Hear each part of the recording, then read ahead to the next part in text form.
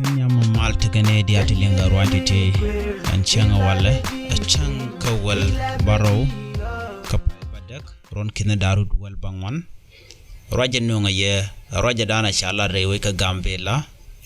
dole sha dulpan ki ngare sha ngarpan angar mulunu lar kana gade dangraw lar kana ka tesloaj bagwal kana pel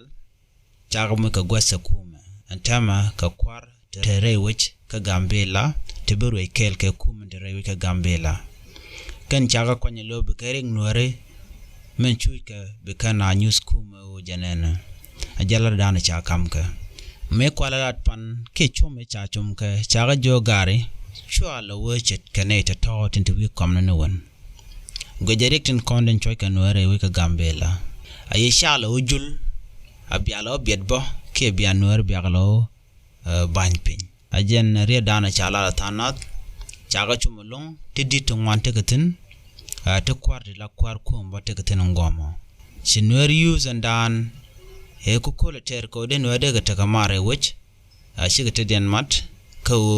neti ka ne kon ti cha kwany te bo ladan tama ke ku makel bana ko gini je to bugala den bukan tol ke chikana butol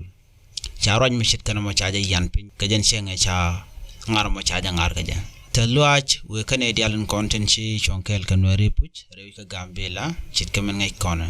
mala chi benen tam rewi ka gambela shengni mo mala todo sha nyudo to de mal da wo kele nono mekan kontong no nwer dor chit kamela to kon nwer dor bana shangbo dong ba shwajen goide nono ajandanan chi kume je yan pinyantama chelaro to chinete la shala daldim kana nwer use panken shika ben ka agreement shi agreement bo masha yan pinbo anu wa sha kan anyak use mo kana nwer use sha ka moy ka position ka kuma ka shi jandana gur ka kuma en nwer use chung kan kel kana keno ane ko ka chala de jek ki ka cha pin chung ken bar boy no bo janla dana let kana chakulo laro to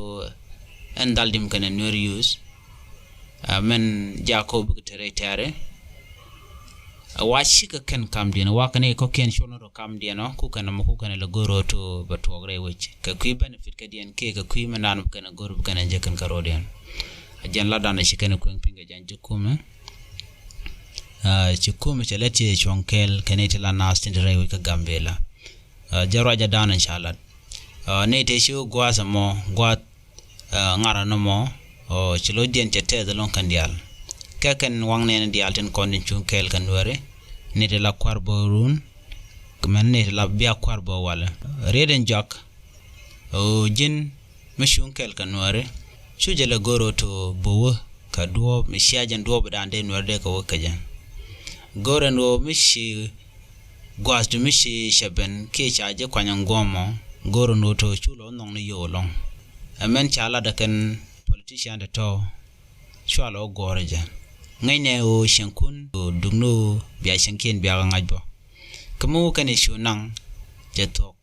bene mat kujbo shirka madanan shirala danan shakala na kenyam bishong ne kel kane de nakanur shine bishong kel kane de chamje te nong no rodien korodin ke be nong no koro bene shong kel kane de konen chunkel kanware ajan danan chala na mo ajan gwada danan baka chongtan bu kwen kos bade kel ke yene ideal konen shiraj mashiling